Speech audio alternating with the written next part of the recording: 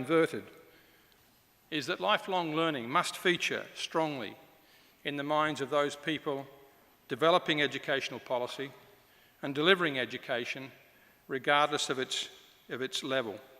In my case, I'm very specifically linked with and associated with higher education, and I appreciate that many of you may be working at different levels in education and in different ways.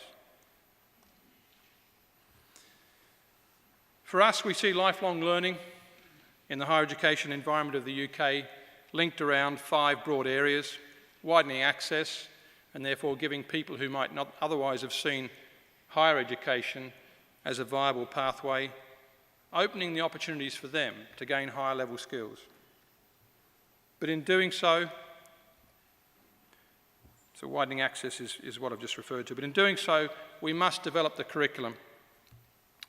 And the curriculum, at least in my higher education landscape, has not always kept pace with change. I'm not convinced that we have always enabled students to learn the best they can. I'm not convinced we've always given them the most contemporary experiences, and we certainly haven't used the latest technology, learning environments, or provided them with some of the skills that they need for their future development. Flexible learning must feature strongly within the way in which education at any level, but certainly for higher education, must be delivered.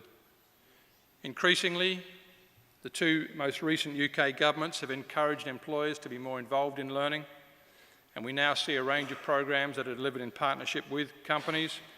We see the increasing prevalence of work-based learning and the use of internships, placements, and vocational learning as being very much part of a higher education landscape.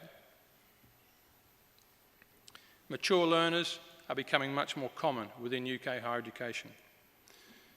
I'm sure many of you will have seen a YouTube clip that was produced a few years back in America called Shift Happens. And Shift Happens refers to the likelihood of young people these days not seeing a job for life, but having a multitude of jobs throughout their careers as their learning needs change, as their aspirations alter, and as the opportunities for them to develop become apparent through their life. That can only happen if those people are equipped with the skills, the knowledge, and the ability to be lifelong learners. There's a philosophical discussion to have around what is the purpose of higher education. Many people see it as a reason for gaining skills to get employment. Others merely want to pursue higher education for the purposes of education. I don't choose to enter into a debate about that, but if people are building up huge debts associated with a degree program, it is reasonably likely they will want to see employment as an option at the end of it. The concern for us in England at the moment is that if somebody is doing a degree, for example, in philosophy, and when they finish their degree program, they've got a £27,000 debt, will they still see entering a degree in philosophy as a reasonable choice, or may it dissuade people from entering in some social sciences and humanities programs in the way they have done for many valuable reasons in the past?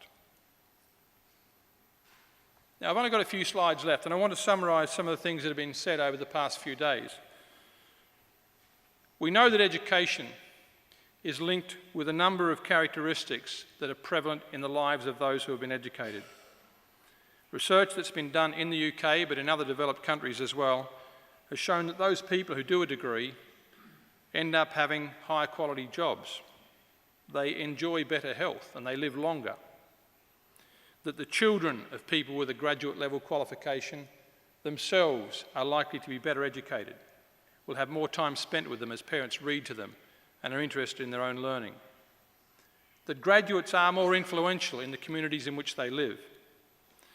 That they are more sensitive to and supportive of diversity, and that they are a greater and wider source of innovation and economic growth. Now, some of these things are not cause and effect. They are merely correlational outcomes. But it is well proven that by getting a higher level qualification, these positive experiences are likely to happen to those people who are graduates. But then I become very UK specific, and dividing across the 4 home nations, I'm summarising here, will the cost of a degree in the future really be worth the value that we want it to be? In England, £9,000 per year for each of 3 years. In Northern Ireland, nearly £3,500 each year. In Wales, nearly £3,500 per year. Or if you study in Scotland and you are Scottish, higher education will remain free at the point of contact. So what we see happening here is an extremely diverse higher education landscape developing across the 4 nations in the UK. It is no longer one system. Research studies in the UK have shown that throughout the course of a working lifetime, graduates can expect to earn between £100,000 and £500,000 more than a non-graduate. Now, those numbers are quite sizable, and don't forget what I showed you on the previous slide. But if we assume a working lifetime to be 40 years and divide those numbers by 40, the difference annually in the salary of a graduate compared to a non-graduate hardly seems worthwhile, particularly when you take into account taxation, pension payments, and other government reductions. So clearly, the value of a degree is not merely in the economic return it can provide with you with, but rather it has a wider meaning. And almost finally now, I leave you with a slide from a newspaper in the UK back in April when the fees were announced. And these figures here show 10 of the most prestigious universities in the UK and what level of debt a student from September, well, 3 years after September 2012, will expect to have established during the course of their academic career. And the figures range, as you can see here, from £52,000 down to £46,000. Let's average it at £50,000. I guess that's about 65,000 euros. So it means that having got a degree in one of those universities, students will leave with a degree and a minor mortgage for those things that they've studied for. And that's surely a huge burden.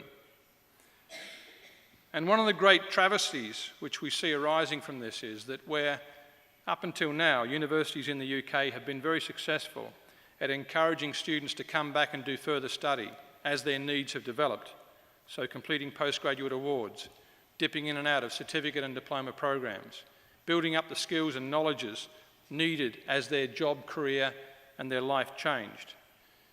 It may not be possible to do that in the future, because if the debt you have from your first 3 years is at this level, the opportunity to come back and build more debt as a consequence of new information may not necessarily be something they can afford.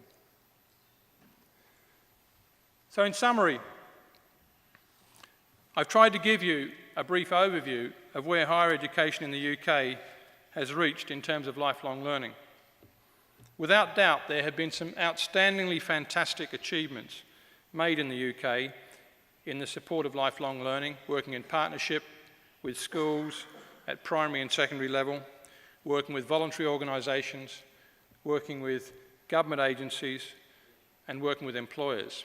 However, I think many of us fear at the moment that these things are at risk as we see a higher education landscape about to be transferred in a mass higher education environment from one which was almost free at the point of contact to one which now becomes incredibly expensive, more like the American model of higher education, but at a time when many people probably cannot afford it and from which the economic benefits of higher education are most desperately needed. Thank you very much.